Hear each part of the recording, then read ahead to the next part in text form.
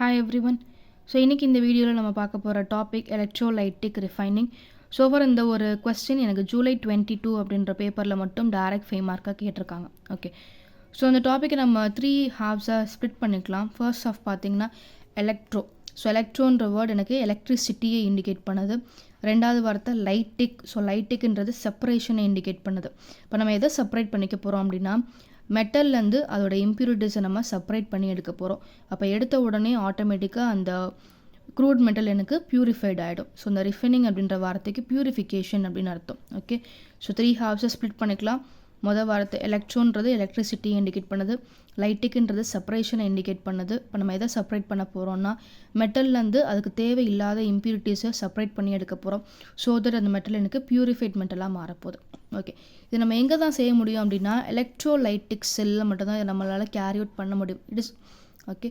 அப்போ இதில் என்ன ஆனோட் எடுத்துக்க போகிறோம்? Impure metal. நீங்கள் எதை பியூரிஃபை பண்ணணும்னு நினைக்கிறீங்களோ அந்த இம்ப்யூர் மெட்டல் தான் இங்கே எனக்கு ஆனோடாக வேலை செய்ய போகுது. For example impure silver. Okay, அடுத்து கேத்தோட்.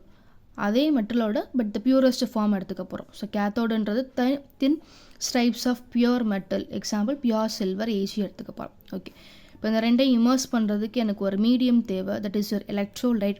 ஸோ எலக்ட்ரோலைட்டை நான் எடுத்துக்க போகிறது அதே மெட்டல் இருக்கக்கூடிய ஒரு சொல்யூஷன் சில்வர் நைட்ரேட் AgNO3 எடுத்துக்க போகிறேன்.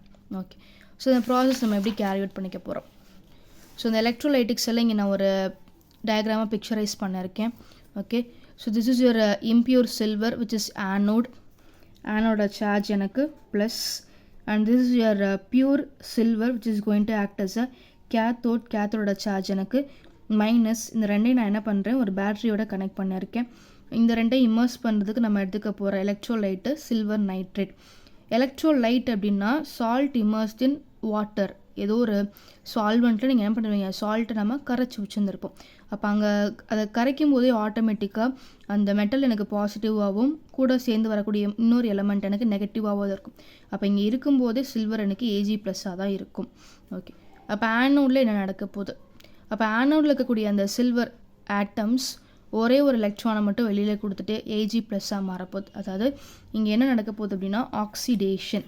ஆக்சிடேஷன் அப்படின்னா loss of electrons. So silver அவன்கிட்ட இருக்கக்கூடிய ஒரு எலக்ட்ரானை லூஸ் பண்ணிட்டு it is going to become your Ag+.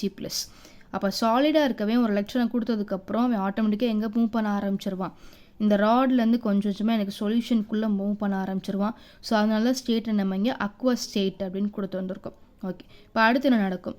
அப்போ கேத்தோட் இங்கே மூவ் பண்ணால் பார்த்தீங்களா இந்த Ag+. இந்த Ag+ என்ன ஆகும் அப்படின்னா கொஞ்சம் கொஞ்சமாக இந்த ராடுக்கு எனக்கு அப்படி மூவ் ஆகி போக ஆரம்பிக்கும். ரைட், அப்போ இங்கே என்ன நடக்குது? நம்ம இங்கே வெளியில் கொடுத்தோம் பார்த்தீங்களா எலக்ட்ரான்ஸ் லூஸ் பண்ணோம் பார்த்தீங்களா, அந்த எலக்ட்ரான்ஸ் கொஞ்சம் கொஞ்சமாக அந்த வயர் மூலமாக ட்ராவல் ஆகி எனக்கு உள்ளே வர ஆரம்பிக்கும். அப்போ இந்த அக்வஸ் மீடியம் இருக்கக்கூடிய Ag+ கொஞ்சம் கொஞ்சமாக மேலே எனக்கு மூவ் ஆகி போய் இந்த எலக்ட்ரானை எனக்கு அக்செப்ட் பண்ண ஆரம்பிக்கிறான். ஸோ Ag+ எலக்ட்ரானை அக்செப்ட் பண்ணதுக்கப்புறம் இட் வில் பிகம் Ag, சாலிடாக மாறிடும். ஓகே, அப்போ இதை பொறுத்த வரைக்கும் நீங்கள் ஃபர்ஸ்ட் ஈக்குவேஷன் படிச்சிட்டிங்க அப்படின்னாலே போதும். இதை வச்சு நம்ம என்ன பண்ணிடலாம், இதோட அப்படியே ரிவர்ஸ் ரியாக்ஷன் தான் எனக்கு கேத்தோட் ரியாக்ஷன். ஓகே, ஸோ இந்த கொஸ்டின் எல்லாருக்குமே அண்டர்ஸ்டாண்ட் ஆயிருக்கும்னு நினைக்கிறேன். இதே மாதிரி ஜோன் ரிஃபைனிங் அப்படின்ற டைரக்ட் 5 மார்க் கொஸ்டினுக்கு ஆல்ரெடி நான் வீடியோ அப்லோட் பண்ணியிருக்கேன். ஸோ பார்க்காதவங்க அதையும் சேர்த்து பார்த்துருங்க. லிங்க்கை நான் டிஸ்கிரிப்ஷனில் கொடுத்துருக்கேன். ஓகே, ஸோ புரிஞ்சு அப்படின்னா ஒரு லைக் போடுங்க. உங்களுக்கு தெரிஞ்ச ஃப்ரெண்ட்ஸுக்கும் இதை ஷேர் பண்ணுங்கள். தேங்க்யூ.